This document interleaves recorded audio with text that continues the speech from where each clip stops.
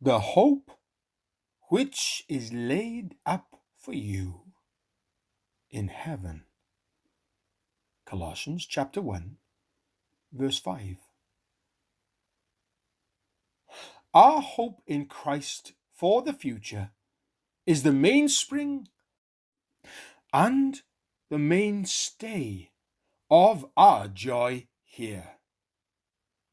It will animate our hearts to think often of heaven, for all that we can desire is promised there. Here we are weary and toil-worn, but yonder is the land of rest, where the sweat of labor shall no more bedew the worker's brow, and fatigue shall be forever banished. To those who are weary and spent, the word rest is full of heaven. We are always in the field of battle. We are so tempted within and so molested by foes without that we have little or no peace.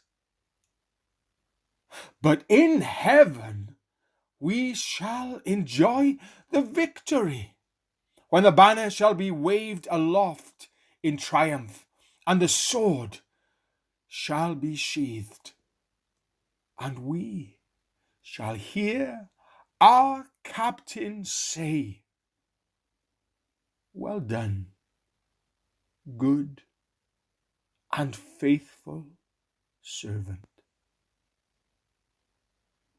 We have suffered bereavement after bereavement, but we are going to the land of the immortal, where graves are unknown things. Here, sin is a constant grief to us, but there we shall be perfectly holy, for there shall by no means enter into that kingdom anything which defileth. Hemlock springs not up in the furrows of celestial fields.